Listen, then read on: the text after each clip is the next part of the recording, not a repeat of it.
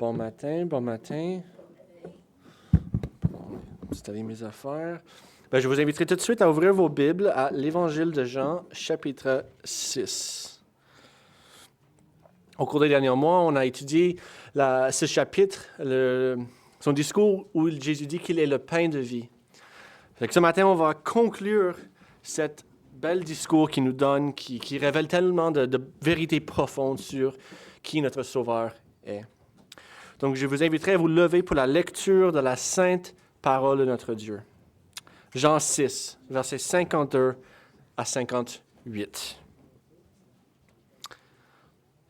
Là-dessus, les Juifs discutaient entre eux, disant, « Comment peut-il nous donner sa chair à manger? » Et Jésus leur dit, « en vérité, je vous le dis, si vous ne mangez la chair du Fils de l'homme, et si vous ne buvez son sang, vous n'avez point la vie en vous-même.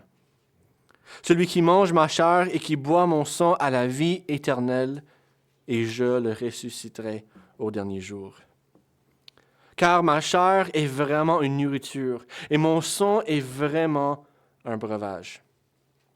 Celui qui mange ma chair et qui boit mon sang demeure en moi, et je demeure en lui. Comme le Père qui vivant m'a envoyé, et que je vis par le Père, ainsi celui qui me mange vivra par moi. C'est ici le pain qui est descendu du ciel. Il n'en est pas comme de vos pères qui ont mangé la manne et qui sont morts. Celui qui mange ce pain vivra éternellement. Cela conclut la lecture de la parole de Dieu. Prions.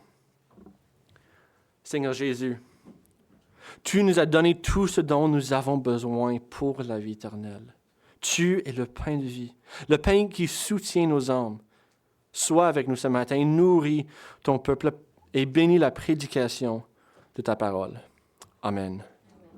Je vous invite à prendre votre place.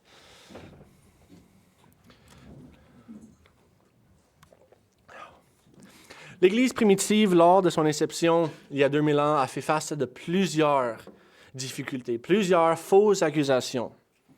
La première accusation contre l'Église était celle de l'athéisme. C'est un peu bizarre. Mais par contre, notre forme de monothéisme, ça ne fitait pas vraiment parmi la religion des Romains. Parce qu'on ne voulait pas conformer, on ne voulait pas louer l'empereur. Il nous persécutait. Mais la deuxième accusation qui portait contre nous, c'était celle du cannibalisme. C'est une accusation très bizarre.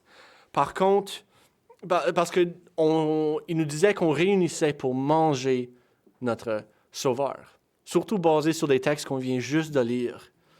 C'est un peu logique même. Si tu lis ça et tu ne comprends pas exactement ce que ça veut dire, tu vas penser que nous sommes des cannibales lorsque nous mangeons notre Seigneur et nous buvons son sang. Écoute une de ces citations, de ces accusations qui nous est rapportée par Origène. C'était un père de l'Église. C'est un accusateur qui s'appelle Celle. Il, en effet, me paraît avoir agi comme ces Juifs, qui, lorsque le christianisme commença à être prêché, répandaient de fausses rumeurs sur l'Évangile. Disaient par exemple que, c'est Celle, les chrétiens offraient un enfant en sacrifice et se nourrissaient de sa chair. Fait que c'est ça les sortes de rumeurs qui circulaient un peu à propos des chrétiens. Des sauvages, des barbares qui mangent leur sauveur, qui boivent son sang. Est-ce que c'est vrai? Qu'est-ce que ce texte qu'on vient de lire, qu'est-ce que ça veut dire? Est-ce que c'est littéral? Est-ce que Jésus est en train de dire qu'il faut vraiment le manger? Est-ce que c'est une image? Est-ce que ça correspond à d'autres choses? Ou est-ce qu'il y a une signification profonde et spirituelle aux mots qu'il utilise? Parce que bien évidemment, le cannibalisme est illégal tout partout. C'est jamais une pratique qui a été permise par beaucoup de monde. Là. C'est des petits groupes qui le font, là, mais de façon générale, c'était toujours illégal, même parmi les Romains. Mais par contre, le discours de Jésus utilise ces images provocantes. Parce qu'effectivement, c'est un discours difficile et profond. Et beaucoup de personnes qui lisent ces mots sont offensées. Et je pense, pour des bonnes raisons, sont offensées par ces parole. Mais bien que Jésus utilise toutes ces différentes allusions, ces images pour provoquer des réactions dans son peuple, il clarifie ce qu'il veut dire. Ce n'est pas aussi flou qu'on aurait pensé. Et ces versets qu'on vient de lire servent comme un peu couronnement de tous les enseignements, de toutes les choses qu'il a déjà dit dans les passages précédents. Donc, il faut vraiment appuyer sur les versets 26 jusqu'à, ça serait 52, pour bien comprendre qu'est-ce qu'on vient de lire, qu'est-ce que ça veut dire. Donc, on va rapidement réviser les autres sermons que je vous ai déjà donnés pour essayer de mieux comprendre ces paroles de Jésus. C'est parce que ce sermon qu'il a donné, c'est donné tout de suite après le nourrissage des 5000, où Jésus donne du pain librement. Par la suite, la foule, après avoir été nourrie gratuitement, il vient chercher Jésus le lendemain parce qu'il est parti. Puis il veut encore plus de nourriture, du pain gratuit. Alors Jésus les reprend tout de suite. Et il dit, vous n'êtes pas ici pour moi, vous n'êtes pas ici pour le message que je vous ai donné, vous voulez juste du pain qui périsse.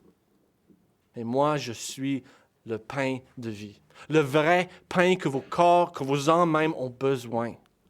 C'est moi qui vous cherchez, mais vous n'êtes pas ici pour moi.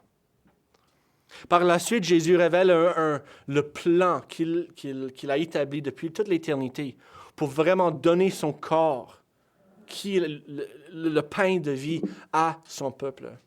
Parce que c'est un pain qu'ils pensent qu'ils peuvent prendre, qui ne possèdent pas la capacité de saisir, d'avoir. Il faut que leurs yeux soient ouverts avant de pouvoir prendre le pain que Jésus leur offre, le vrai pain qu'ils ont besoin.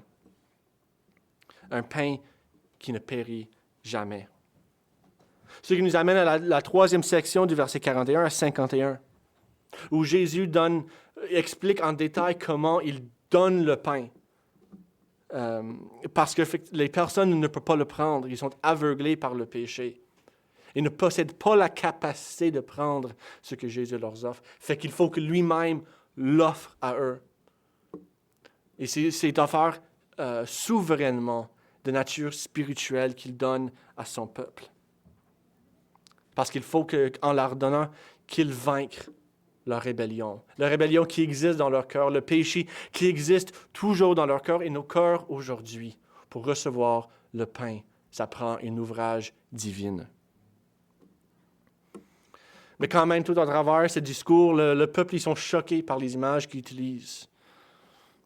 Ils sont offensés par la langage. Parce qu'effectivement, basé sur les paroles, on a l'impression qu'il faut que tu manges son corps pour faire partie de la résurrection. Il faut manger un petit peu de son corps et boire un petit peu de son sang pour avoir la vie éternelle. Parce que, verset 53, « Si vous ne mangez la chair du Fils de l'homme et si vous ne buvez son sang, vous n'avez point la vie en vous-même. » Est-ce que c'est vraiment du cannibalisme ici? Ou est-ce que ça correspond à quelque chose de plus spirituel, qui est correspond avec tous les enseignements d'autres que Jésus a donnés? Qu'est-ce qui se passe avec les disciples qui n'ont pas accès physiquement à Jésus? C'est-à-dire, là, il y en a quelques-uns qui ont doigt, un orteil ici, là, on partage un petit peu du corps de Jésus. Est-ce que c'est ça ce qu'il est en train de dire?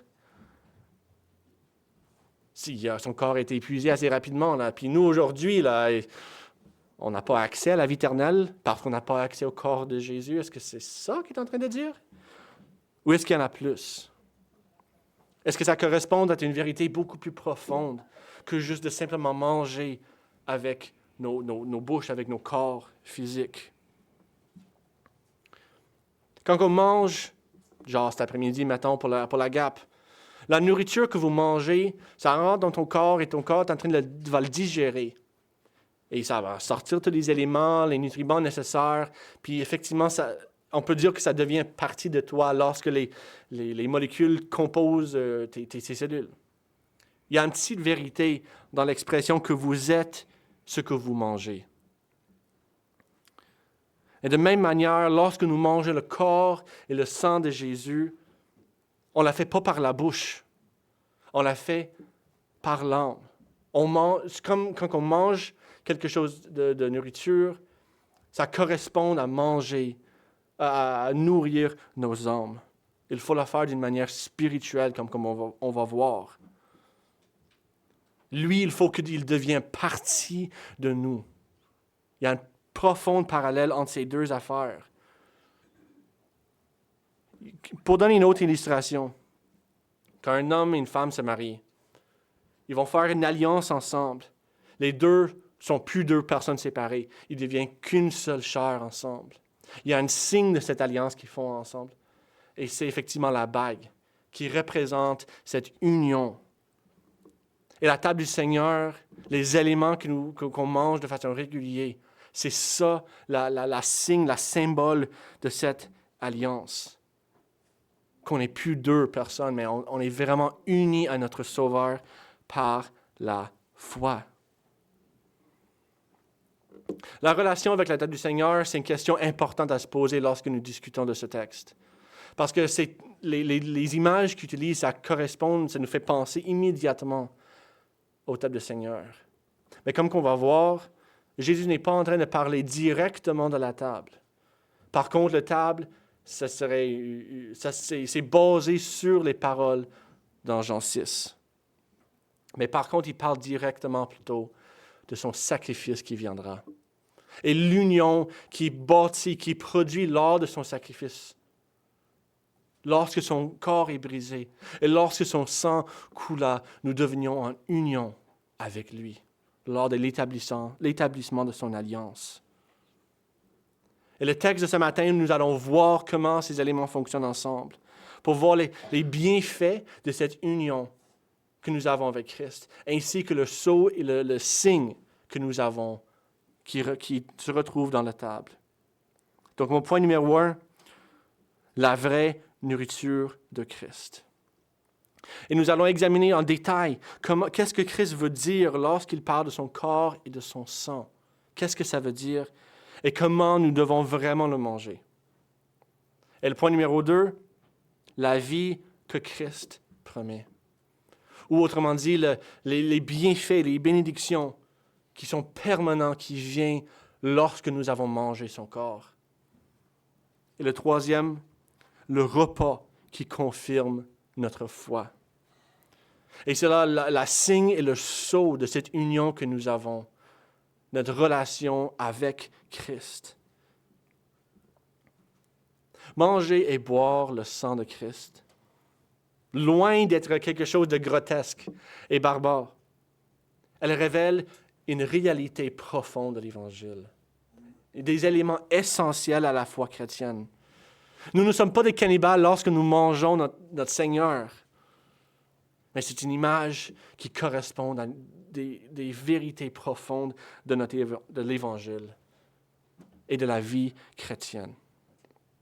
Donc, commençons par le premier point, la véritable nourriture de Christ. Le texte qu'on a lu, ça fait l'objet de plusieurs débats au travers l'histoire de l'Église. Au temps de la Réforme, c'était un texte principal. Lorsque les réformateurs posaient la question concernant l'Eucharistie et la point de vue catholique de c'est quoi la table du Seigneur. Parce qu'ils basaient sur ce texte pour défendre leur compréhension. Et la compréhension catholique, c'est celle de la transsubstantiation. L'idée, en courte, c'est que lors des paroles de l'institution, les éléments, le pain puis le vin, ça devient littéralement et physiquement son corps, dans son substance. Mais il n'y a pas de changement visible. C'est dans ce qui constitue ces éléments. Quand Jésus dit « Ceci est mon corps », il l'apprend de manière ultra littérale et physiquement que ça devient son corps. Les réformateurs, lors de la Réforme, ont rejeté cette compréhension de façon unanime. Mais nous avons quand même eu des débats entre nous de c'est quoi la bonne compréhension si ce n'est pas celle des catholiques. Cette question, ça pourrait paraître un peu pas important, des questions théologiques à se poser, qu'est-ce qui se passe. Par contre, ce n'est pas du tout le cas. C'est des questions qu'il faut poser parce c'est une importance capitale. Parce que ce que Jésus est en train de parler, il dit que c'est nécessaire pour le salut. Verset 54. Celui qui mange ma chair et boit mon sang a la vie éternelle. Et je le ressusciterai au dernier jour. Ce n'est pas des questions de côté qu'on se pose en théologien. Ça détermine si on va au paradis ou non. Est-ce que c'est des promesses pour la sécurité ou comment ça fonctionne avec la résurrection? C'est presque naturel de penser à la scène. Les éléments, quand que Jésus les images, puis tout. Ce serait naturel de penser à ça. Mais est-ce que ça voudrait dire, par contre, que de manger le pain et boire le sang, ça serait la porte d'entrée au salut? En fait, tu n'as même pas besoin de foi. Tu as juste besoin de le manger et tu ferais partie de la résurrection plus tard. Ce serait la logique inévitable si on comprenne les paroles de Jésus de façon ultra-littérale. Qu'il faut juste la manger et tu vivras éternellement. Et c'est effectivement plus ou moins la position catholique de ces éléments. Par contre, je crois quand même que tu peux perdre ton salut pour d'autres raisons. Donc, c'est quoi la bonne compréhension? Je vous donne 5 raisons pour lesquelles Jésus n'est pas en train de parler de la table du Seigneur. La première raison, c'est que l'enseignement, le discours qu'il est en train de donner, il donne ça environ 1 an avant l'institution du table du Seigneur. C'est vrai que Jésus, de façon générale, il parlait de l'avenir, il préparait ses disciples pour les choses qui s'en venaient.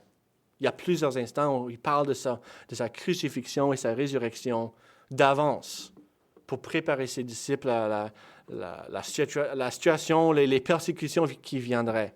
C'est vrai qu'il fait ça, mais il fait tout cela pour une raison. Par contre, s'il est en train de parler du table d'avance, il n'y a aucune raison apparente de faire cela. C'est-à-dire que Jésus aurait pu facilement attendre 1 an, et lorsqu'il dans le discours du chambre en haut, il pourrait juste donner l'enseignement juste là et immédiatement lier son enseignement aux éléments. Si c'était ça son but, il n'y a aucun problème à faire ça, ce serait logique, il n'y aurait pas d'ambiguïté. Par contre, ce n'est pas du tout ce qu'il a fait. Il a donné ça 1 an d'avance pour connecter ça plutôt avec la nourrissage des 5000. Pour leur montrer que c'est lui vraiment qu'ils ont besoin, que ce n'est pas des choses physiques qu'ils cherchent, qu'ils ont besoin. C'est ça le lien qui va mettre l'accent. La deuxième raison, c'est que cela violerait la loi lévitique. Comme on a déjà établi, le cannibalisme est interdit carrément en Genèse 9:4. On n'a pas le droit de manger de chair des êtres humains, ni de boire le sang de n'importe quelle sorte d'animaux. Fait que s'il parlait de façon littérale, il y aurait des problèmes là. Et la troisième raison, c'est qu'il y a une différence de terminologie utilisée. Ce n'est pas nécessairement apparent en français, mais dans la langue grecque, c'est très distinct. Jésus utilise beaucoup souvent l'expression « mon corps » dans les textes comme 1 Corinthiens 11 et Matthieu 26, lors de la table du Seigneur. Par contre, ici, il n'utilise pas du tout son langage-là. C'est d'autres mots très différents qui veulent dire des choses différentes. Ça correspond quand même à ton être, mais ton chair et ton corps ne sont pas la même affaire. Et la raison 4, c'est qu'il conclut son sermon en disant que ses paroles sont de nature spirituelle et non physique. Verset 63. C'est l'esprit qui vivifie. La chair ne sert à rien. Les paroles que je vous ai dites sont esprit et vie.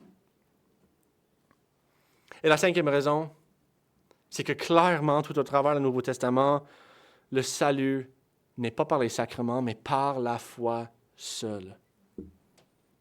Romains 3, 28. Car nous pensons que l'homme est justifié par la foi sans les œuvres de la loi. Les sacrements, ils représentent l'entrée, si on veut dire, dans l'Église. mais tandis que la scène, c'est le baptême, pardon, qui représente l'entrée dans l'Église, et la scène, c'est l'élément, l'image de notre appartenance continuelle avec l'Église. Mais les deux ne constituent pas l'Église. C'est la foi qui constitue l'Église, qui bâtit l'Église. Donc nous pouvons dire que Jésus n'est pas en train de parler directement de la table du Seigneur d'avance pour ses disciples. Donc nous pouvons dire avec certitude, avec assurance, que ce n'est pas la table qui rend l'entrée du salut, la rentrée dans le ciel. Mais il parle de quoi? C'est vrai qu'il y a des implications, des choses qu'il dit sur la table du Seigneur, mais c'est d'une manière indirecte. Quand on y reviendra, on va voir comment ça fonctionne ensemble. Parce que les images sont là. Il y a des raisons pour lesquelles la table du Seigneur était établie avec du pain et du vin. Mais nous allons voir comment il parle directement plutôt de la croix qui s'en venait. C'est une autre instance, et on va dire, qu'il préparait ses disciples pour le sacrifice qu'il allait faire. La première raison, c'est que ces images correspondent immédiatement au brisement de son corps et l'effusion de son sang à la croix. Ces disciples qui est en train de parler, ils vont voir son corps qui va être brisé pour eux. Ils vont voir son sang qui coula pour eux. Et son corps qui a été donné à la place du monde, comme le dit verset 51. « Je suis le pain vivant qui est descendu du ciel. Si quelqu'un mange de ce pain, il vivra éternellement. Et le pain que je donnerai, c'est ma chair, que je donnerai pour la vie du monde. » Son corps qui va être brisé pour nous, c'est ça l'objet de notre salut. C'est ça l'objet qui nous permet d'avoir accès à la vie éternelle. La deuxième raison, c'est que son sermon qu'il est en train de donner, c'est fait autour de la Pâque. On a vu ça au verset 4. Dans le contexte, il faut vraiment comprendre que lors de la Pâque, on a le sacrifice de l'agneau pascal, qui représente le salut du peuple lorsqu'ils sont sortis de l'Égypte, qui les a protégés de l'ange qui était venu tuer le premier-né des Égyptiens.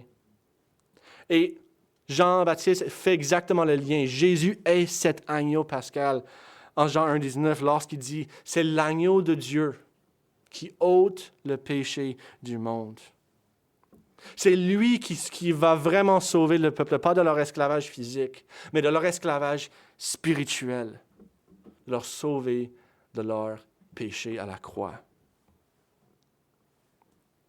Et en ce qui concerne vraiment manger puis boire son sang, ça correspond à des choses spirituelles et non pas physiques. Il y a un parallèle évident qui se présente dans le verset 40 et le verset 54, qui montre clairement comment ces deux éléments fonctionnent. Verset 40. « La volonté de mon Père, c'est que quiconque voit le Fils et croit en lui a la vie éternelle, et je le ressusciterai dans les jours. » Et verset 54. « Celui qui mange ma chair et qui boit mon sang a la vie éternelle, et je le ressusciterai dans les jours. » C'est presque les mêmes mots à la fin, mais c'est le début qui change un peu.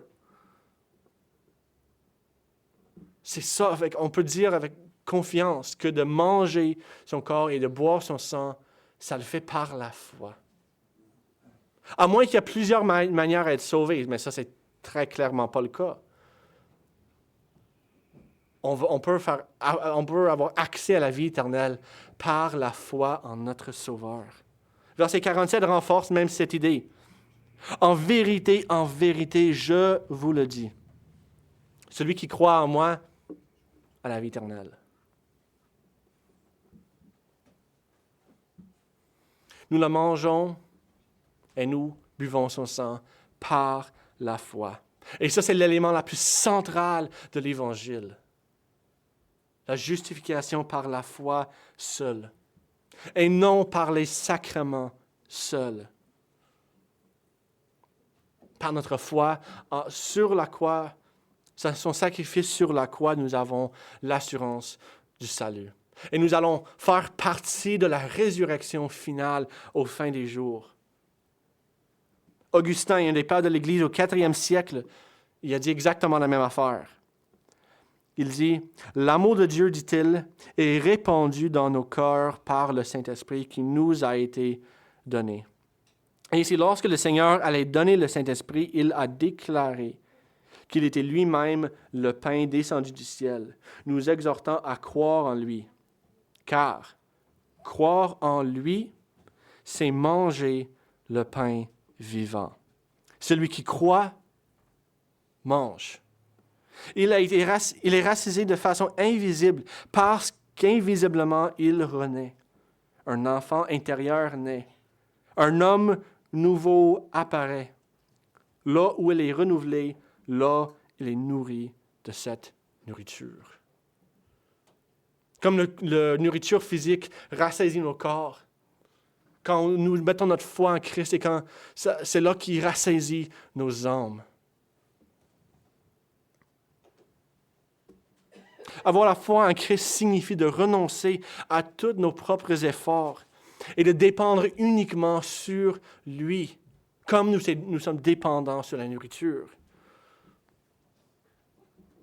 On peut passer, on dit 40 jours sans manger, sans avoir des graves complications, des graves difficultés. Et l'eau, c'est 3-4 jours dépendant. Mais combien de temps est-ce que vous pensez que vous pourriez aller sans manger le pain de Christ, sans mettre votre foi en lui?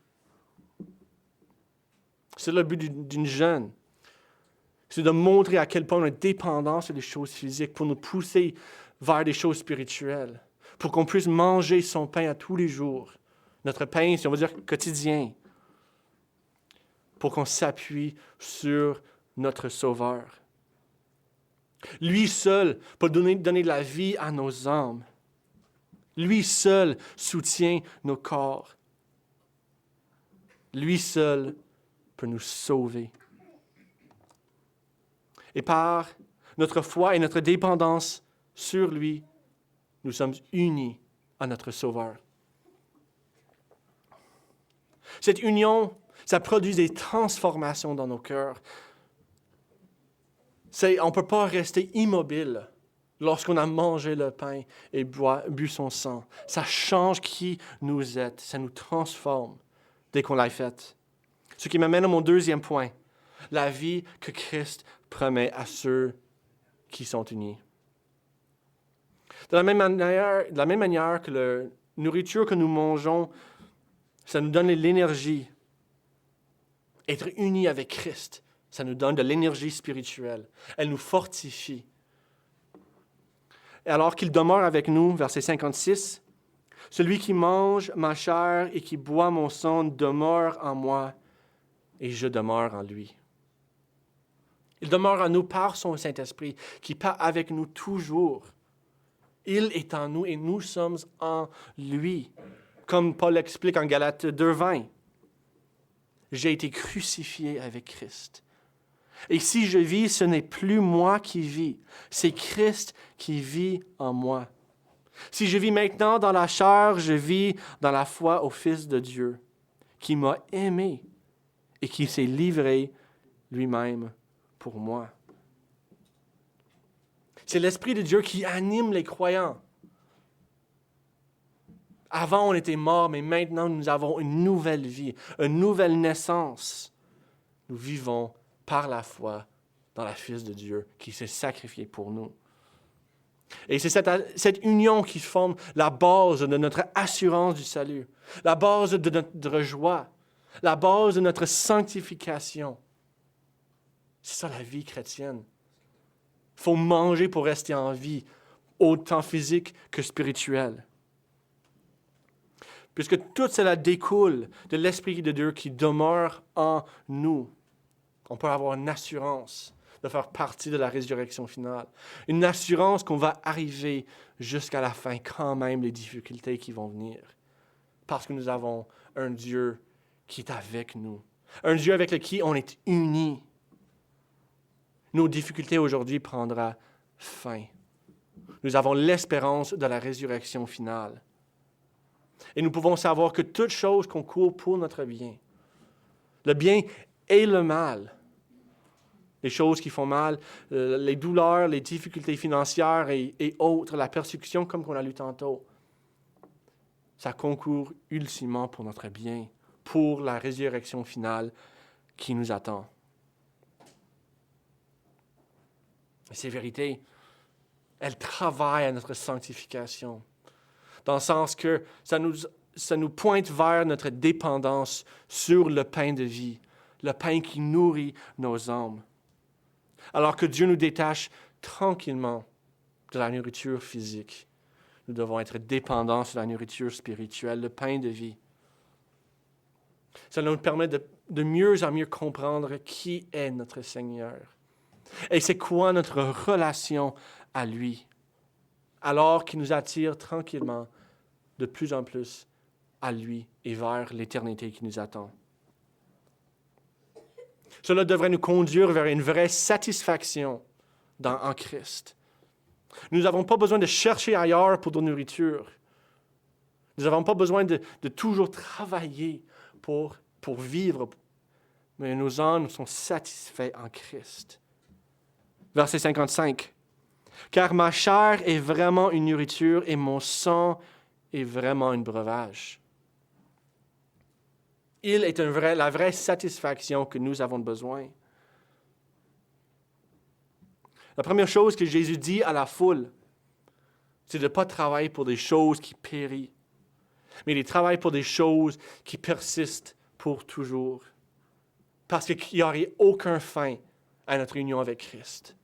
C'est une satisfaction pas temporaire qui dure quelques heures peut-être jusqu'à ce qu'on cherche un prochain repas.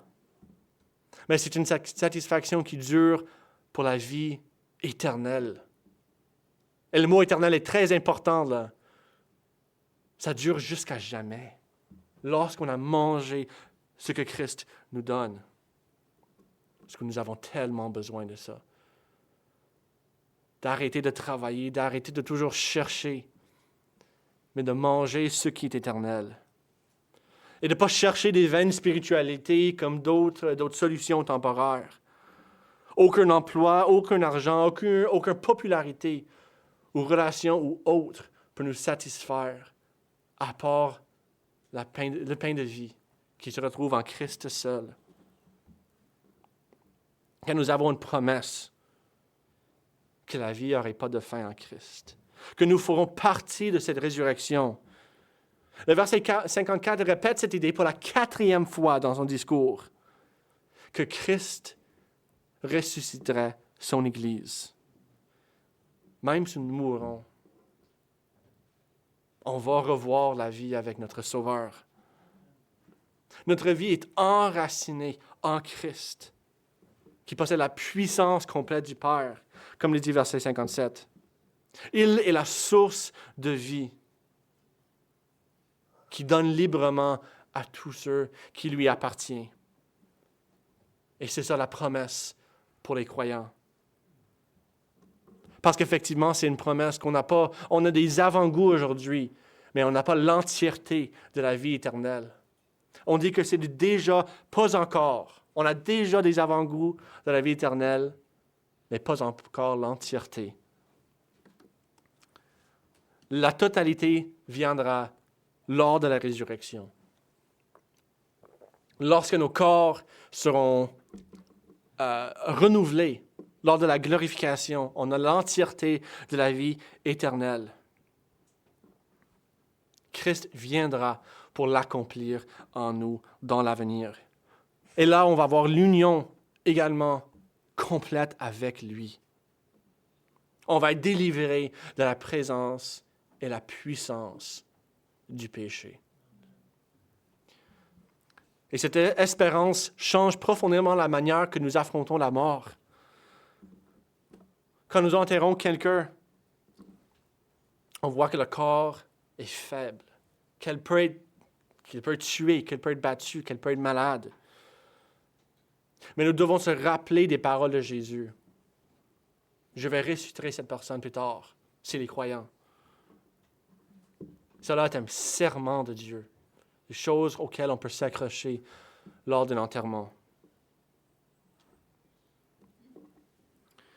Mais il est parfois difficile de garder nos yeux quand même fixés sur ses promesses.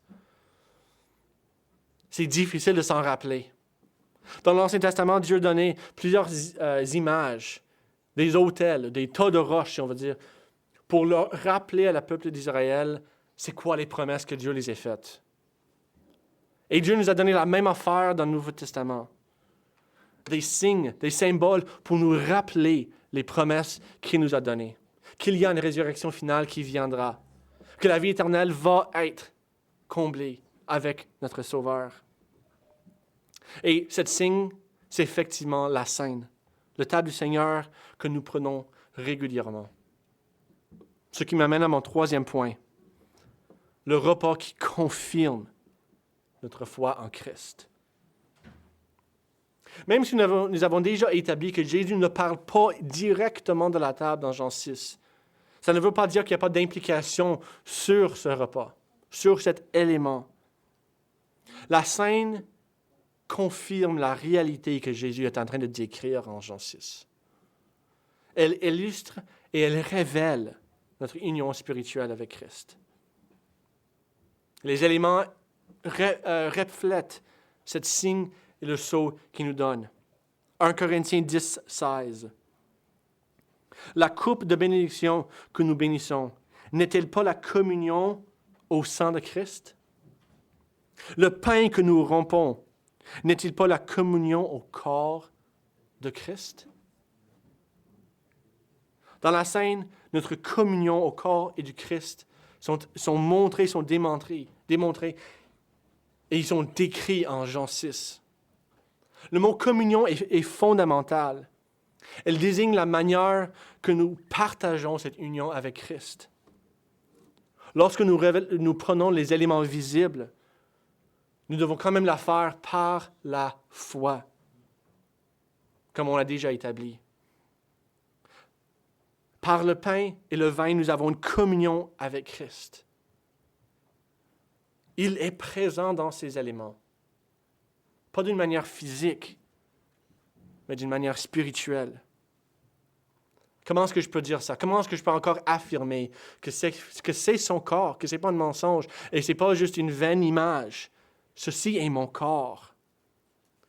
C'est bien en reconnaissant que Jésus possède deux natures. Il possède à la fois une nature divine, qui est omniprésent et spirituelle, et une nature humaine, qui possède toutes les limitations que nous. Nous, la limitation principale, c'est que nous, on est localisés. Moi, je ne possède pas la capacité d'être ailleurs comme ici, maintenant. Par contre, ce n'est pas du tout le cas pour Dieu. Lui est omniprésent et peut être tout partout. Il est en chacun de ses croyants. Et il est par son Saint-Esprit. Il demeure en nous. Donc, c'est ainsi que Jésus peut dire que ceci est mon corps. Et c'est ainsi qu'il peut être présent dans les éléments par son Saint-Esprit. Et c'est des signes physiques qui révèlent une réalité spirituelle. La fraction du pain, ça représente le brisement de son corps. Et la division du vin, ça représente son sang qui a coulé pour nous. Ce sont les gestes visibles qui correspondent à ce sacrifice.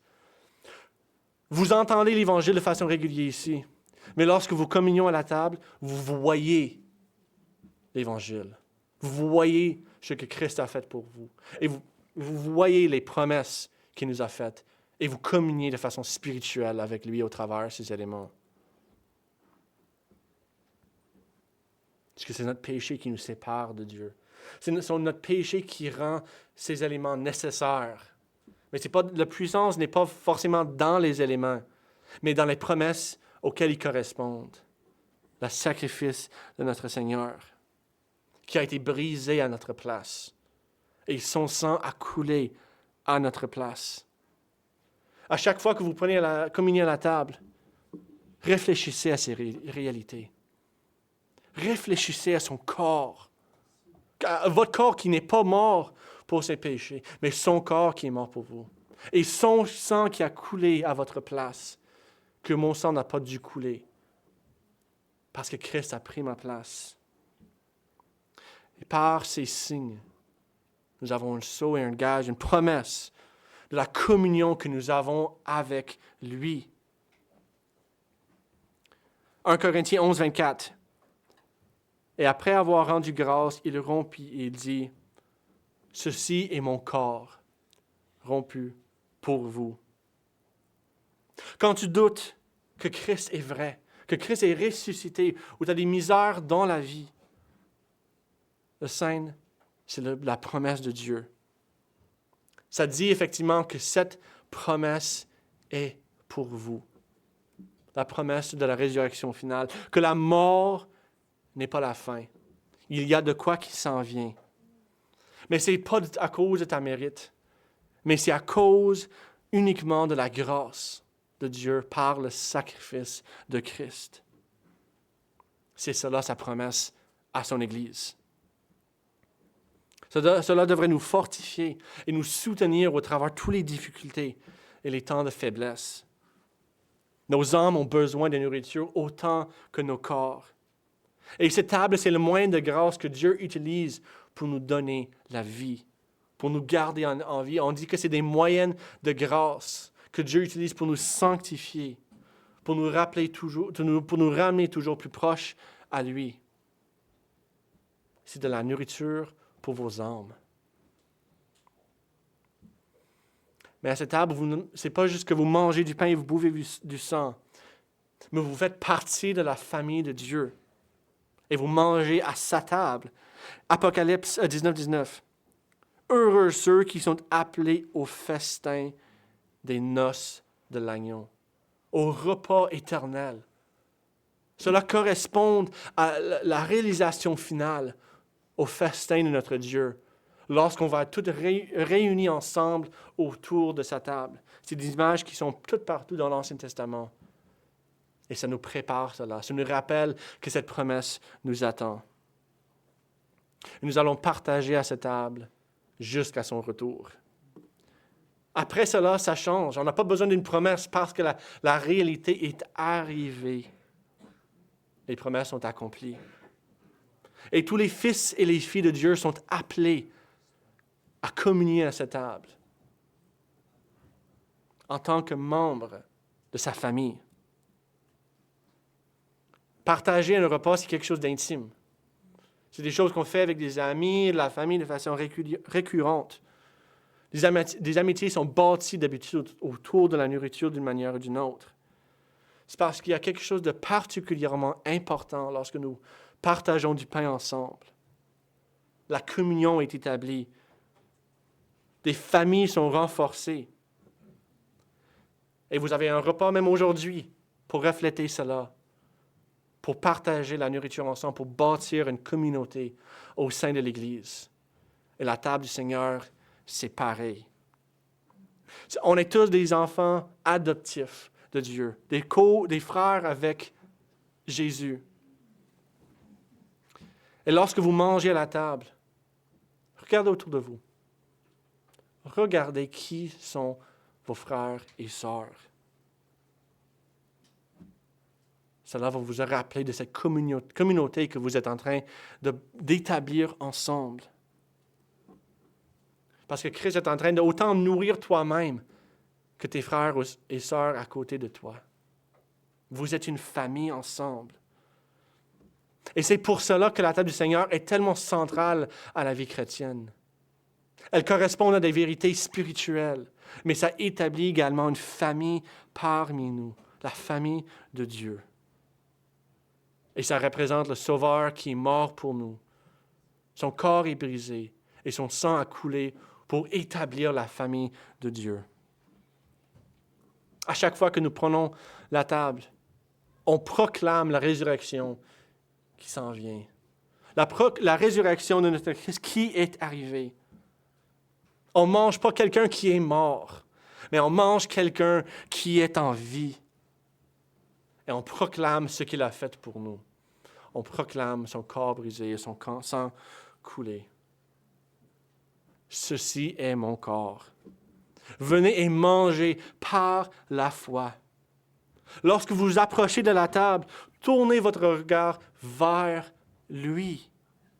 et méditer ce qu'il a accompli pour son Église. Car sans Christ, sans le pain de vie, on resterait mort. On resterait affamé sans la vie qui vient que par lui.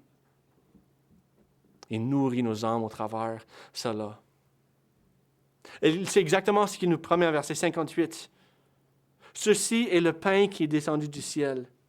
Il n'en est pas comme vos pères qui ont mangé la manne et qui sont morts. Celui qui mange ce pain vivra éternellement.